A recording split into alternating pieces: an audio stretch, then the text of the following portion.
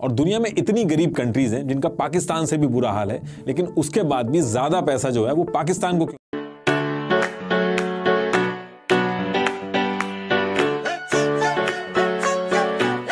Hello दोस्तों, सत श्री अकाल, नमस्ते, अस्सलाम वालेकुम, वेलकम बैक। तो कैसे हैं आप? आई होप आप सब ठीक ठाक होंगे। मेरा नाम है अबूजर गिल और आज हम जिस वीडियो के ऊपर रिएक्शन देने जा रहे हैं कि रियलिटी ऑफ पाकिस्तान क्राइसिस। जैसे आप सबको पता है कि पाकिस्तान क्राइसिस से गुजर रहा है, तो इसकी असल वजह जो है वो हम इस वीडियो में जानते हैं और देखते हैं पाकिस्तान में ये क्राइसिस क्यों और किसकी वजह से आया है। मोस्टली पाकिस्तानी जो है वो ये कह देते हैं कि ये क्राइसिस इंडिया की वजह से आया है।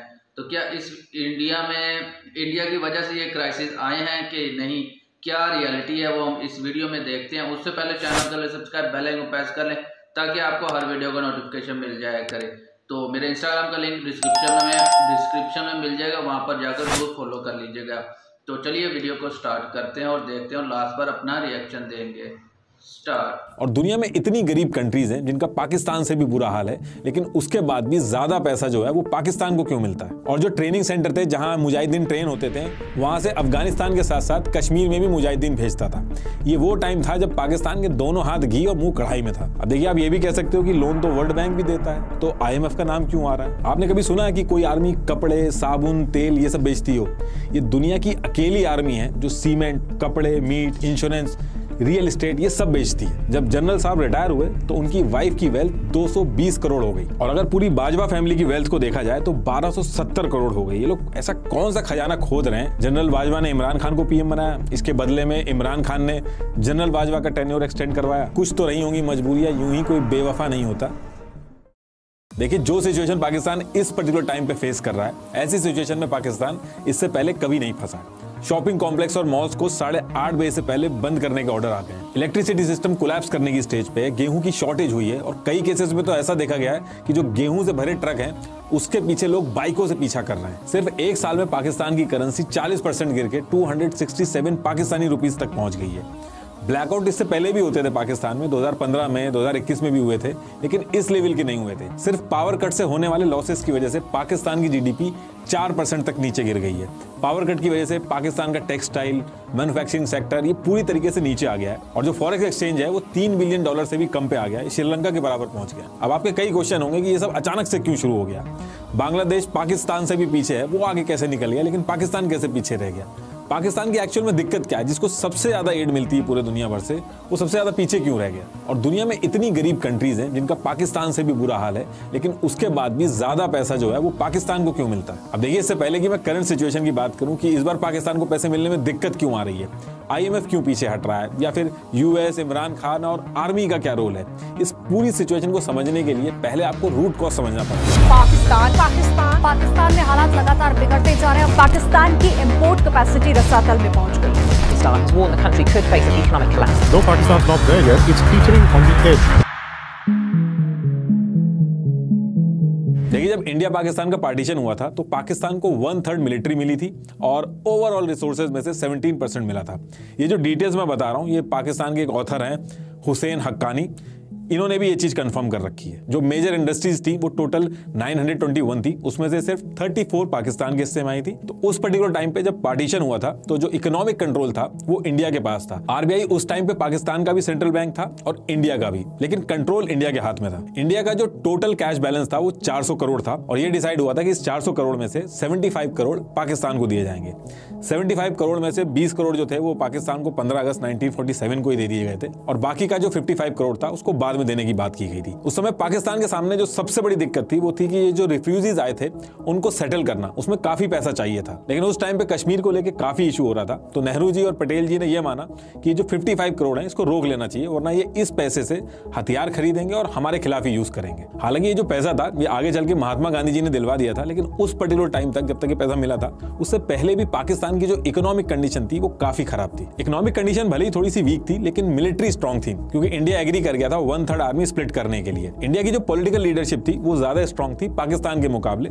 इंडिया की तरफ से नेहरू जी, गांधी जी, सरदार पटेल जी, मल्टीपल स्ट्रांग लीडर थे। वहीं मुस्लिम लीग में सिर्फ जिन्ना के बाद कोई और स्ट्रांग लीडर आया ही नहीं। जिन्ना की डेथ के बाद ना तो जिन्ना के लेवल का कोई पावरफुल नेता आया और ना ही मिलिट्री ने आने दिया, क्योंकि जो टेम्परेरी कंट्रोल मिला था पाकिस्तान की आर्मी को वो काफी एंजॉय कर रही थी। पाकिस्तान आर्मी को इस टेम्परेरी कंट्रोल की ऐसी आदत लगी कि उसके बाद 29 PM बने।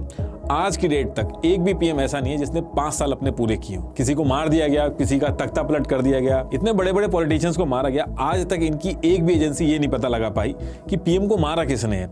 इमरान खान जो थे, इनको रैली में गोली मार दी गई, ये आज तक नहीं पकड़ पाए कि गोली चलाई किसने। बिना किसी बड़े हाथ के ऐसा पॉसिबल ही नहीं हो सकता कि किसी के बारे में पता ही नहीं चल रहा कि इनके PMs को मार कौन रहा है, इनके बड़े बड़े नेताओं को मार कौन रहा है। कुछ केसेस में तो लॉ को अमेंड किया गया ताकि जो पूरा कंट्रोल है वो पाकिस्तान की आर्मी के हाथ में आ जाए। इन कुछ चीजों की वजह से पाकिस्तान की जो आर्मी है उसका कंट्रोल पाकिस्तान के ऊपर शुरू से ही रहा है और ये आगे चल के एक बहुत ही बड़ी प्रॉब्लम बनी है। वो भी आपको आगे समझ में आ जाएगा। देखिए, किसी भी कंट्री को ग्रो करने के लिए पैसा तो चाहिए ही होता है।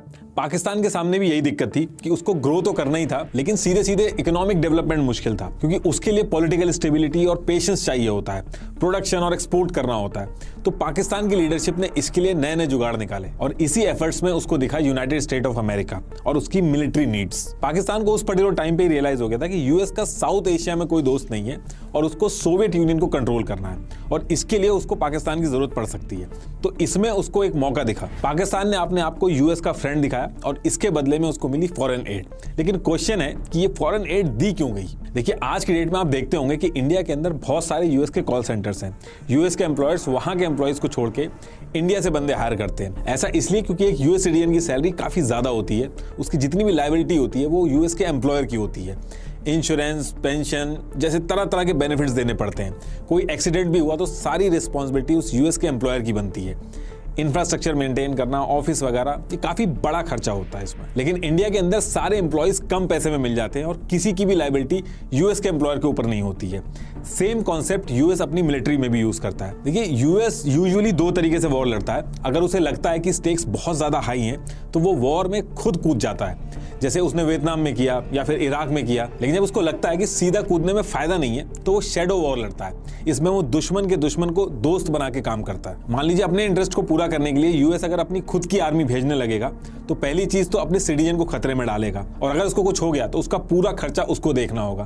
प्लस कंट्री के अंदर लोगों को आंसर करना पड़ेगा कि क्यों भेजा, वॉर की जरूरत क्या थी। अगर आप अपनी मिलिट्री डायरेक्ट किसी कंट्री के अगेंस्ट में भेजते हो तो वॉर लाइक सिचुएशन हो जाती है, कंट्रीज आमने सामने आ जाती हैं। इसलिए ट्रेडिशनल वॉर्स की जगह यूएस अलग अलग मिलिटेंसी ग्रुप को ट्रेन करता है, उनको आर्म्स देता है और उनकी फंडिंग करता है, जिससे कि वो अपना मकसद पूरा कर पाए। जैसे अफगानिस्तान के अंदर मुजाहिदीनों से उसने अपना काम करवाया।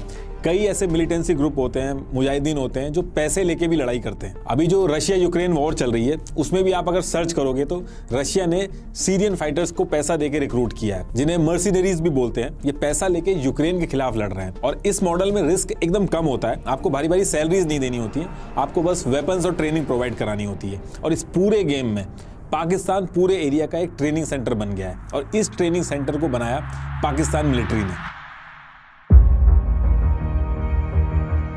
जब इंडिया और पाकिस्तान आजाद हुए थे तो उस पर्टिकुलर टाइम पे 2 ही सुपर पावर थी, एक यूएसए और दूसरी सोवियत यूनियन, जो अभी रशिया कहते हैं जिन्हें। सोवियत यूनियन का साउथ एशिया में बहुत ही ज्यादा इन्फ्लुएंस था। इंडिया का झुकाव भी सोवियत यूनियन की तरफ ही था। ऐसे में यूएस को पाकिस्तान एक ऑप्शन की तरह देखता था। यूएस अफगानिस्तान में अपना कंट्रोल पाने के लिए सोवियत यूनियन के खिलाफ मुजाहिदीन तैयार करता है और इन सब की ट्रेनिंग का जिम्मा लेता है पाकिस्तान। तो जब सोवियत यूनियन और अफगानिस्तान के बीच में लड़ाई चल रही थी तो उसमें रेदर देन यूएस ने अपनी मिलिट्री उतारने के मुजाहिदीन को रेडी किया।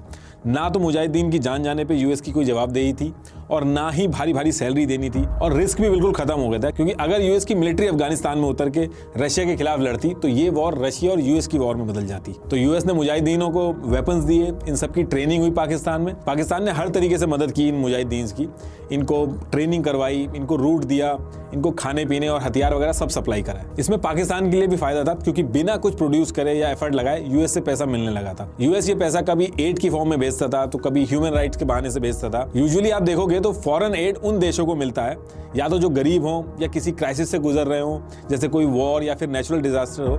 लेकिन पाकिस्तान को एड मिलता था उसकी स्ट्रेटेजिक लोकेशन की वजह से, उसकी यूजफुलनेस की वजह से। इनफैक्ट साल का एक बजट भी फिक्स कर दिया गया था जिसमें बिलियंस ऑफ डॉलर्स आते थे पाकिस्तान को यूएस की तरफ से। लेकिन पाकिस्तान ये जो सेंटर्स थे और ये जो पैसा था और ये जो मुजाहिदीन थे, इनका यूज कश्मीर में भी करने लगा। 1964 तक पाकिस्तान में आने वाली जितनी भी फॉरेन एड्स आती थी, ये इनके जीडीपी का 5% का हिस्सा बन गई थी। लेकिन इन सब के बीच में पाकिस्तान ये भूल गया था कि इन सब के बीच में बिना मतलब किसी और की लड़ाई उसने अपने सरदर्दी पे ले ली थी। लेकिन पाकिस्तान की जो जनता थी और गवर्नमेंट थी, वो यूएस के इस एड और पाकिस्तान का अफगानिस्तान में हेल्प करने से बिल्कुल खुश नहीं थी। जनता का ये मानना था कि अफगानिस्तान में ये भी हमारे जैसे ही मुस्लिम्स हैं और हम अपने ही भाइयों को मरवा रहे हैं। वहीं गवर्नमेंट इसलिए खुश नहीं थी क्योंकि एड की वजह से मिलने वाला जो पैसा था वो बस आर्मी तक ही पहुंच पाता था, क्योंकि करप्शन की वजह से पैसा नीचे तक पहुंच ही नहीं पाता था और पाकिस्तान का एक्सपोर्ट और प्रोडक्शन इतना कोई खास नहीं था।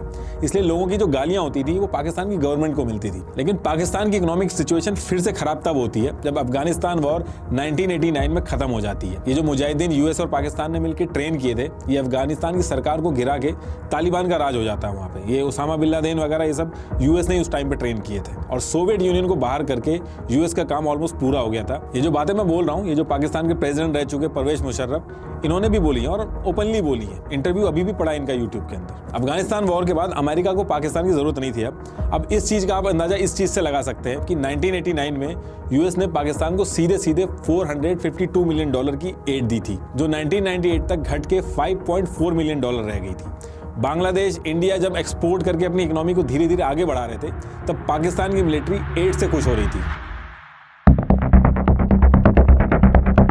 अफगानिस्तान वॉर खत्म होने के बाद पाकिस्तान की जो इकोनॉमी थी उसको काफी नुकसान हुआ और उसके बाद पाकिस्तान को यूएसए ने स्टैंड बाय मोड पर डाल दिया। लेकिन पाकिस्तान की किस्मत फिर चमकती है जब 9/11 अटैक होता है। वर्ल्ड ट्रेड सेंटर में ये अटैक अलकायदा ने करवाया था और यूएस को डर था कि ये अटैक अगर दोबारा नहीं करवाना है तो अलकायदा को पूरी तरीके से खत्म करना होगा। अलकायदा अफगानिस्तान और पाकिस्तान के बॉर्डर पे ऑपरेट करता था और एक बार फिर यूएस को पाकिस्तान की जरूरत पड़ी। इस बार यूएस ने कोएलिशन सपोर्ट फंड बनाया CSF, जिसमें पाकिस्तान को काफी पैसा मिला। 2009 में यूएस ने कैरी लुगर बिल पास किया जिसने पाकिस्तान को $1.5 बिलियन पर ईयर की एनुअल असिस्टेंस देने का प्रपोजल था। लेकिन ये जो पैसा मिलता था इसको पाकिस्तान यूएस के वॉर ऑन टेरर के लिए यूज करने की बजाय अपनी इकोनॉमी को बचाने के लिए यूज करता था, अपनी आर्मी को स्ट्रॉन्ग करता था। और जो ट्रेनिंग सेंटर थे जहां मुजाहिदीन ट्रेन होते थे, वहां से अफगानिस्तान के साथ साथ कश्मीर में भी मुजाहिदीन भेजता था।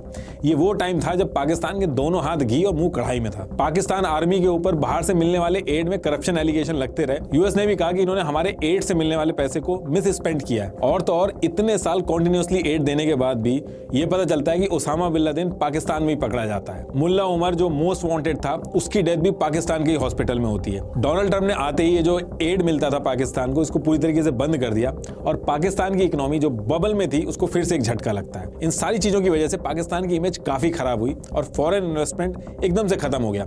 बाहर की कंपनीज इतनी अनस्टेबल जगह पे अपनी कंपनी नहीं लगाना चाहती थी। उनको पता था कि उनको नुकसान होना तय है। इसके अलावा टूरिज्म भी खत्म हुआ। ये बहुत ही बड़ा फैक्टर था पाकिस्तान की इकोनॉमी कोलैप्स होने में। देखिए, पाकिस्तान और इंडिया में कई बार वॉर्स हुई हैं, लेकिन 1971 की वॉर ने पाकिस्तान को काफी वीक किया। ये एक बहुत ही इंटरेस्टिंग कहानी है जिसके ऊपर बहुत सारी बुक्स हैं, लेकिन कुक्कू FM की एक ऑडियो बुक है, इंडिया वर्सेस पाक 1971। इसमें बहुत ही डिटेल और आसान तरीके से बताया है इस इवेंट के बारे में। वॉर की शुरुआत से लेकर खत्म होने तक सारी चीजें बहुत ही अच्छे से बताई गई हैं। 69 मिनट्स की इस ऑडियो बुक में 1971 की वॉर के बारे में आपको काफी नॉलेज और क्लैरिटी मिलेगी। कुक्कू FM इंडिया का सबसे बड़ा ऑडियो शो प्लेटफॉर्म है जहां कई कैटेगरीज की ऑडियो बुक्स अवेलेबल हैं। History, entertainment, comedy, crime, motivation से लेके साइंस और फिटनेस तक। तो आप भी जरूर सुने अपनी मनपसंद ऑडियो बुक कुक्कू FM पर। मुझे पर्सनली इसमें ऑटोबायोग्राफी सुनना बहुत ही अच्छा लगता है। कुक्कू FM काफी अच्छा प्लेटफॉर्म है जिसपे आप रेगुलर काम करते हुए या ट्रैवल करते हुए बहुत अच्छी ऑडियो बुक सुन सकते हैं काफी कम प्राइस पर। और मेरा कूपन कोड NR50 यूज करके आपको फर्स्ट मंथ के सब्सक्रिप्शन पर 50% का डिस्काउंट भी मिलेगा। That is at ₹49 only. तो डाउनलोड कीजिए Kuku FM, link is in the description box. तो टॉपिक पे वापस आते हैं। देखिए, जब यूएस ने कुछ कदम पीछे लिए तो वहां पे एंट्री हुई चाइना की और फिर यहां पे चाइना ने लोन पे लोन देना स्टार्ट किए और इस वजह से पाकिस्तान की इकोनॉमी जो एक बबल में थी उसका प्रॉपर टेस्ट नहीं हो पाया। दुनिया में अलग अलग तरह के देश हैं, कुछ की इकोनॉमी ऑयल से चलती है, कुछ की इकोनॉमी मैन्युफैक्चरिंग से चलती है या फिर IT सेक्टर से चलती है, कुछ की एग्रीकल्चर से भी चलती है, लेकिन पाकिस्तान की इकोनॉमी एड और लोन से चलती है। पाकिस्तान एक एड डिपेंडेंट कंट्री है। जिस तरीके से पाकिस्तान यूएस के लिए एक स्ट्रेटेजिक लोकेशन है, ठीक उसी तरीके से पाकिस्तान चाइना के लिए भी एक स्ट्रेटेजिक लोकेशन है। इंडिया को टैकल करने में चाइना को बहुत ही आसानी रहती है। इंडिया जब तक पाकिस्तान में उलझा रहेगा, चाइना आराम से रहेगा। यही रीजन है कि चाइना ने पाकिस्तान के अंदर न्यूक्लियर पावर प्लांट बनाने में उसको मदद करी, और कई एनालिस्ट तो ये भी मानते हैं कि चाइना ने पाकिस्तान को न्यूक्लियर प्रोग्राम बनाने में भी मदद करी। अब देखिए, अगर आप हमारी वीडियो देखते हैं तो आपको चाइना की जो डेट ट्रैप स्ट्रैटेजी है वो ऑलरेडी पता होगी, लेकिन मैं फिर भी मोटा मोटी बता देता हूँ। चाइना पहले मार्केट रेट से ज़्यादा इंटरेस्ट पे लोन देता है, फिर जो लोन आपको बाहर से 30 साल के टेन्योर पे मिलता है उसी को चाइना अप्रॉक्स 15 साल के लिए देता है। उसके बाद जिस चीज़ के लिए चाइना लोन देता है, मान लीजिए वो कह रहा है कि आपकी कंट्री में हम पावर प्लांट बनाएंगे, तो बनाने से लेके हर चीज़ में चाइनीज़ वर्कर और कंपनीज होती हैं। तो जो पैसा वो लोन देते हैं वो उसी देश से कमा के एक बिजनेस करके निकल जाते हैं, और ऑन पेपर पे वो लोन एज इट इज बना रहता है, और लोन का जो इंटरेस्ट है वो बढ़ता रहता है। इनके क्लॉज में ये पहले से ही मेंशन करवाते हैं कि अगर लोन नहीं दे पाए तो वो जगह चाइना की हो जाएगी। इसी तरीके से श्रीलंका का जो हम्बनटोटा पोर्ट था वो चाइना के पास पहुंच गया। फिर इन्हीं सारी स्ट्रेटेजिक लोकेशन का यूज करके ये उस एरिया में रूल करते हैं। अब आप कहोगे ये जो स्ट्रेटेजी आप बता रहे हो ये तो बच्चे बच्चे को पता है, तो पाकिस्तान के जो लीडर हैं, मिलिट्री है, उनको नहीं पता होगी। तो देखिए, आपने कहावत सुनी होगी कि कुछ तो रही होंगी मजबूरियां, यूं ही कोई बेवफा नहीं होता। तो ये क्या क्या मजबूरियां रही हैं इनकी, जब मैं अभी आगे IMF की बात करूंगा तो उसमें समझाऊंगा आपको। देखिए, चाइना ने पाकिस्तान के साथ मिलकर अपने belt and road initiative BRI के under China Pakistan economic corridor CPEC 2015 में बनाना शुरू कर दिया, और ये ग्वादर में भी एक पोर्ट डेवलप कर रहा है। और जितना पैसा चाहिए चाइना बहुत ही आराम से दे रहा है, और पाकिस्तान भी खुश है कि IMF से लोन लेने में बहुत ही ज्यादा झिकझिक होती है और चाइना बहुत आराम से दे रहा है। चाइना ने अभी तक $30 बिलियन से ज्यादा पाकिस्तान को लोन दिया है और कुछ भी वापस नहीं आया। चाइना को भी पता है कि वो पैसा वापस नहीं आएगा, लेकिन स्ट्रेटेजिक लोकेशन में एडवांटेज उसको मिल रहा है। यहाँ वही सेम डेट ट्रैप वाला मॉडल चलता है। सारे वर्कर्स, कंपनीज वगैरह चाइना से ही आएंगे। ये जो चीज मैं आपको बता रहा हूँ, ये इमरान खान ने भी शुरू में अपनी जनता को समझाने की कोशिश की थी, और उसका जब टाइम आया था तो उस टाइम पे उसने काम भी रुकवा दिया था CPEC का। लेकिन इन सब के लिए अब काफी देर हो गई है। देखिए, CPEC से पाकिस्तान के अंदर खूब इंफ्रास्ट्रक्चर डेवलप हुआ, पैसा भी आया। इन सब चीज़ों से पाकिस्तान खुश होता है और सड़कें भी बन रही हैं, विकास भी हो रहा है। लेकिन एक्चुअल में ये एक डेट बेस्ड इकोनॉमी है जो सिर्फ एड्स और लोन के भरोसे चल रही है। IMF ने भी मल्टीपल टाइम समझाया पाकिस्तान को कि CPEC से दूर रहना ही पाकिस्तान के लिए ठीक है। कोई नया नेता आके अगर ये सारी चीज़ें सही भी करने लगे तो वो हो नहीं सकता, क्योंकि ये बहुत ही पहले से चल रहा है और अब एड लेना इनकी मजबूरी बन गया है। जनता वरना PM को ही गाली देने लगेगी। इसको ऐसे समझ लीजिए, किसी के पास मल्टीपल कार्ड है, वो बस इस क्रेडिट कार्ड की पेमेंट उस कार्ड से कर दे रहा है, कभी दूसरे कार्ड की पेमेंट किसी तीसरे कार्ड से कर दे रहा है।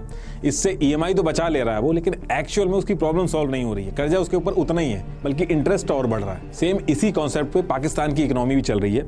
कुछ प्रोड्यूस नहीं कर रहे हैं, एक्सपोर्ट नहीं कर रहे हैं, बस लोन लेते हैं और उस लोन को चुकाने के लिए एक और लोन लेते हैं। यही रीजन है कि आप देखोगे कि किसी और कंट्री के लिए बेगर वर्ड यूज नहीं होता है, पाकिस्तान के केस में यूज किया जाता है। इनके खुद के PM ने ऑन रिकॉर्ड बोला है कि beggars can't be choosers. Beggars can't be choosers. देखिए, पाकिस्तान का जो करंट क्राइसिस है उसने दशकों से जो फाइनेंशियल मिसमैनेजमेंट हो रहा है उसके ऊपर फोकस वापस से ला दिया है, और इस मैनेजमेंट का सबसे इंपॉर्टेंट प्लेयर है पाकिस्तान आर्मी। और ये मैं इसलिए नहीं कह रहा हूं क्योंकि मैं इंडियन हूं तो बुराई करूंगा ही। आप दुनिया के किसी भी न्यूज आउटलेट में पाकिस्तान के बारे में पढ़िएगा, आपको पाकिस्तान आर्मी का एग्जैक्टली रोल क्या है वो आपको पता चल जाएगा। पाकिस्तान अपने डिफेंस बजट में जरूरत से ज्यादा खर्च करती है।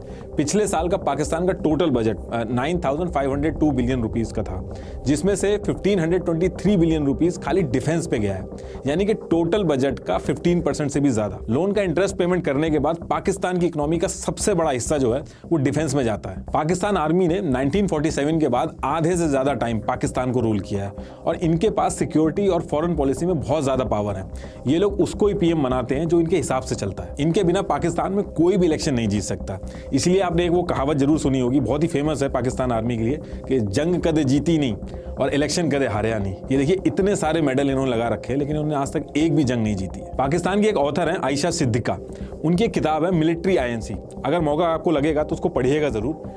पाकिस्तान की आर्मी पूरे देश का पैसा कैसे घुमा रही है, इकोनॉमी को कैसे कंट्रोल कर रही है, बहुत ही बढ़िया तरीके से उसमें बताया। आपने कभी सुना है कि कोई आर्मी कपड़े, साबुन, तेल ये सब बेचती हो? ये दुनिया की अकेली आर्मी है जो सीमेंट, कपड़े, मीट, इंश्योरेंस, रियल एस्टेट ये सब बेचती है। इनकी आर्मी पाकिस्तान की रियल एस्टेट को कंट्रोल करती है और हर जनरल को रिटायरमेंट के बाद प्लॉट पे प्लॉट मिलते हैं।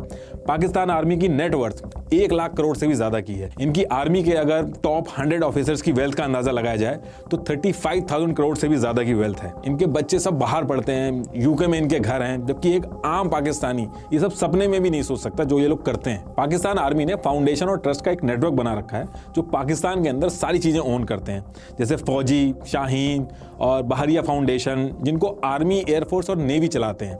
इनमें से फौजी फाउंडेशन सबसे बड़ी है। पाकिस्तान के अंदर ब्रेड तक भी मिलिट्री कंट्रोल बेकरी से बनती है। पाकिस्तान के बैंक को भी आर्मी ओन करती है और हैवी इंडस्ट्री का 1/3 और टोटल प्राइवेट एसेट का 7% हिस्सा आर्मी ओन करती है। पहले कमाते हैं और फिर लॉ में अमेंडमेंट करा के अपना फायदा करवाते हैं। आर्मी वेलफेयर ट्रस्ट और फौजी फाउंडेशन को इनकम टैक्स से भी छूट मिलती है और इस वजह से इनके सामने जो प्राइवेट कंपनीज हैं वो इनके सामने टिक नहीं पाती हैं। इनकी आर्मी के पास पावर और पैसा दोनों है। आप कभी नहीं देखोगे कि एक गरीब देश की आर्मी इतनी अमीर है।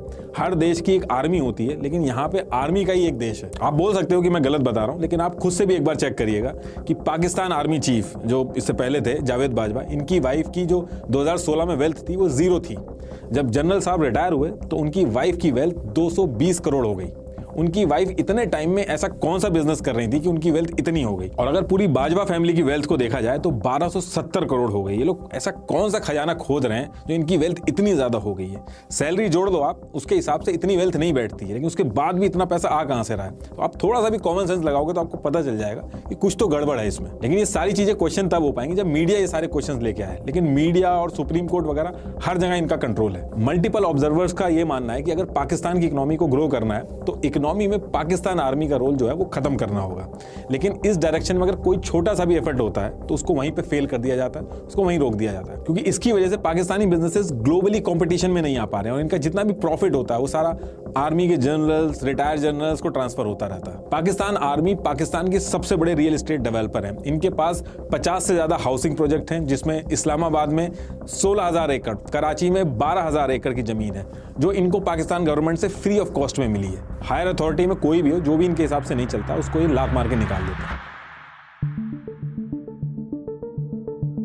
पाकिस्तान के अंदर आर्मी की हेल्प से ही पीएम बनता है और जब पीएम बन जाता है तो वो आर्मी चीफ के हिसाब से ही चलता है। जनरल बाजवा ने इमरान खान को पीएम बनाया, इसके बदले में इमरान खान ने जनरल बाजवा का टेन्योर एक्सटेंड करवाया। लेकिन दिक्कत तब हुई जब जनरल बाजवा का टेन्योर खत्म हो रहा था और जनरल बाजवा अपने हिसाब से ही अपना आर्मी चीफ रखना चाहते थे। वो सैयद असीम मुनीर को अपना आर्मी चीफ बनाना चाहते थे। लेकिन इमरान खान के सामने भी दिक्कत थी। उनको ये पता था कि अगर सैयद असीम मुनीर आर्मी चीफ बनेंगे तो अगले इलेक्शन में वो उनको सपोर्ट नहीं करने वाले।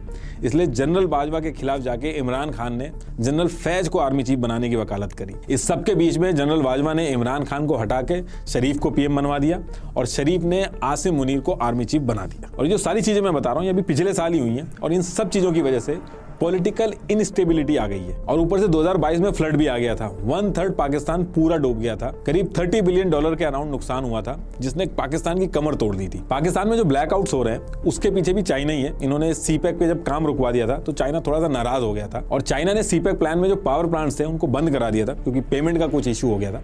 अगर सीपैक पे काम चल रहा होता तो चाइना कभी ऐसा नहीं करता। अब क्योंकि पावर प्लांट की शॉर्टेज है इसलिए बचे हुए पावर प्लांट पे लोड बढ़ गया और पावर कट हो रहा है। अब बिना इलेक्ट्रिसिटी के तो देश नहीं चल सकता है। अब या तो बाहर से लोन मिले, कोई एड मिले, और अगर ऐसा नहीं हो पाता है तो कोई भी नेता आएगा उसकी मजबूरी बन जाएगा सीपैक के ऊपर काम शुरू करवाना। डे बाय डे जो पाकिस्तान की सिचुएशन है वो कंट्रोल से बाहर जा रही है। पाकिस्तान के अंदर सब्सिडाइज गेहूं लेने के लिए अफरा तफरी मची हुई है। लोग लंबी लंबी लाइनें लगा के खड़े हुए हैं, गेहूं के ट्रक्स के पीछे भाग रहे हैं और इस वजह से काफी जगहों पे भगदड़ मच गई है। हालात ऐसे हो गए हैं कि कई लोगों की जान तक चली गई है। पिछले साल जब रशिया और यूक्रेन की वॉर स्टार्ट हुई थी तो दुनिया भर के अंदर फूड क्राइसिस आ गया था। रशिया और यूक्रेन मिलकर दुनिया भर का 30% वीट सप्लाई कंट्रोल करते हैं। ये क्राइसिस इतना सीरियस था कि इंडिया को भी अपने यहाँ वीट एक्सपोर्ट पर बैन लगाना पड़ गया था। और अभी भी इंडिया के अंदर ये जो वीट के हाई प्राइसेस हैं ये गवर्नमेंट के लिए बहुत ही बड़ी सिरदर्दी बने हुए हैं। लेकिन इंडिया के पास वीट का बफर स्टॉक था जो पाकिस्तान के पास नहीं है, जिसकी वजह से वहां पे सोशल अनरेस्ट पैदा हो रहा है। और इनके जो फॉरेक्स रिजर्व है वो भी बहुत हालत खराब है उसकी। $3 बिलियन से भी कम पे पहुंच गए हैं और पता नहीं कितने दिन तक ये टिकेंगे। ये बहुत ही कम अमाउंट है। देखिए जब भी आप बाहर किसी कंट्री में जाते हैं तो इंडियन रुपीस को उस पर्टिकुलर कंट्री की करेंसी में चेंज करवाते हैं क्योंकि आपको वहां की चीजें खरीदनी होती हैं। कोई भी कंट्री ऐसी नहीं है जो अपने देश में सारी चीजें प्रोड्यूस करती है। अब जैसे गाड़ियां चलानी है, मशीनरी यूज करनी है तो ऑयल की जरूरत होगी। अगर आपकी कंट्री में ऑयल प्रोड्यूस नहीं होता है तो आपको बाहर से एक्सपोर्ट करना होगा और अगर बाहर से चीजें खरीदनी है तो आपको बाहर की करेंसी की जरूरत होगी। जैसे आप जब किसी देश में जाते हैं तो वहां जाने से पहले अपने पास पास करेंसी रखते हैं, ऐसे ही कंट्री अपने फॉरेक्स रिजर्व मेंटेन करती है, जिसमें वो चीजें रखती है जिसकी इंटरनेशनल मार्केट में वैल्यू होती है, जैसे गोल्ड, यूएस डॉलर, बॉन्ड्स वगैरह, ये सारी चीजें रखी जाती है। अब इन सब की जगह अगर मान लो कि आप पाकिस्तानी रुपये अपने फॉरेक्स रिजर्व में रखोगे तो उसका कोई फायदा नहीं होगा। अब आप मार्केट में जाके पाकिस्तानी डॉलर दोगे तो वो कहेगा कि इसका मैं क्या करूंगा, ये पाकिस्तान के अलावा कोई लेगा नहीं, और पाकिस्तान जो एक्सपोर्ट करता है वो मेरे किसी काम का नहीं है। पाकिस्तान में टेक्सटाइल और डोंकीज जो हैं वो बल्क में एक्सपोर्ट होते हैं, तो इसलिए कंट्रीज अपने फॉरेक्स रिजर्व में डॉलर्स और गोल्ड वगैरह रखती हैं जो ऑल ओवर वर्ल्ड में एक्सेप्टेड हो, ताकि देश की जरूरतें डेली बेसिस पे पूरी हो सके। आप सुनते होंगे कि इतने दिन का फॉरेक्स रिजर्व बचा है, तो इसका यही मतलब होता है। तो ये बहुत ही बड़ी दिक्कत है पाकिस्तान के लिए। अब पाकिस्तान की हालत एक तो वैसे ही कमजोर थी, उसके ऊपर से रशिया और यूक्रेन की वॉर बीच में आ गई। अब पाकिस्तान के भी जो फॉरेक्स रिजर्व है उसका जो मेजर हिस्सा है वो ऑयल और गैस प्रोडक्ट खरीदने में जाता है, लेकिन जब से ये वॉर शुरू हुई है गैस और ऑयल के प्राइसेस बहुत ही ज़्यादा बढ़ गए और पाकिस्तान के फॉरेन रिजर्व एकदम से खत्म हो गए।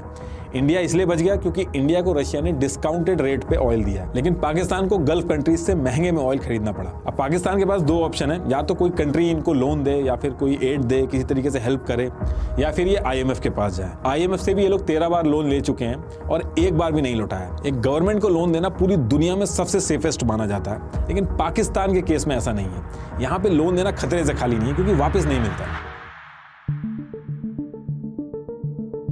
अब देखिए, आप ये भी कह सकते हो कि लोन तो वर्ल्ड बैंक भी देता है, तो IMF का नाम क्यों आ रहा है, ये वर्ल्ड बैंक से अलग कैसे है, और IMF को क्या पड़ी है किसी देश की जब बुरी हालत है तो उसमें लोन देने की। तो इसको एक एग्जांपल से समझाता हूँ। मान लीजिए हम 10 दोस्त हैं और हमने ये डिसाइड कर लिया कि हम अपनी अपनी सैलरी का 5% जमा करेंगे, और इस फंड को हम तब यूज़ करेंगे जब किसी के ऊपर दिक्कत आएगी, कोई फाइनेंशियल दिक्कत आ गई तो हम उसमें यूज़ करेंगे। इससे होगा ये कि हम 10 के 10 जो दोस्त हैं वो सेफ हो जाएंगे, और कोई मुसीबत आती है, कोई फाइनेंशियल क्राइसिस आती है तो हम सब लोग सेफ हो जाएंगे। इंश्योरेंस भी इसी तरीके से काम करता है, तो ऐसे ही IMF भी काम करता है। इसमें 190 कंट्रीज हैं, अपनी अपनी इकोनॉमी के हिसाब से पैसा कंट्रीब्यूट करती हैं, और जिस कंट्री के ऊपर दिक्कत आती है उसको हेल्प की जाती है। इंडिया टॉप 10 कंट्रीज में आता है IMF के अंदर पैसा देने में। वहीं जो वर्ल्ड बैंक का जो लोन है वो इससे काफ़ी अलग है। वर्ल्ड बैंक का जो लोन होता है वो कंट्रीज अपनी ग्रोथ के लिए लेती हैं। मान लो मेरी एक कंपनी है, अब मैंने सोचा कि कंपनी को ग्रो करना है, मुझे बाकी सिटीज़ में भी ले जाना है, उसको आगे बढ़ाना है, तो इसके लिए जो मुझे लोन मिलेगा वो वर्ल्ड बैंक से मिलेगा। और अगर मैं किसी मुसीबत में फंसता हूँ तो वो IMF वाला कॉन्सेप्ट चलेगा, IMF से लोन मिलेगा। कई डेवलप्ड देश भी वर्ल्ड बैंक से लोन लेते हैं, जैसे इंडिया ने लिया था, लेकिन ये ग्रोथ के लिए मिलता है। जैसे इंडिया ने $245 मिलियन का लोन लिया था, वर्ल्ड बैंक से लिया था इन्होंने, रेलवे के प्रोजेक्ट के लिए। अब रेलवे से जैसे जैसे इंडिया कमाएगा वो उसको वापस कर देगा। ये एक तरह से बिजनेस के लोन की तरह काम करता है। वही IMF की एंट्री तब होती है जब किसी कंट्री का बुरा टाइम चालू होता है, और IMF जो लोन देता है उससे पहले शर्तें रखता है कि लोन तो देंगे, लेकिन उससे पहले अपनी कंट्री में आपको कुछ चीजें चेंज करनी होगी। और IMF एक साथ लोन नहीं देता। अगर आप एग्जाम्पल के तौर पे मान लो कि 1 लाख रुपए हैं, तो उसको वो 2-3 साल में धीरे धीरे करके देगा, और वो तब देगा जब आप उसके बताए हुए रूल्स फॉलो करोगे। जैसे पाकिस्तान के अंदर IMF ने ये सारे रूल्स फॉलो करने को बोले हैं, लेकिन पाकिस्तान ने ये जो रूल्स हैं वो फॉलो नहीं किए हैं, और IMF इस बार इनको काफी परेशान कर रहा है लोन देने में।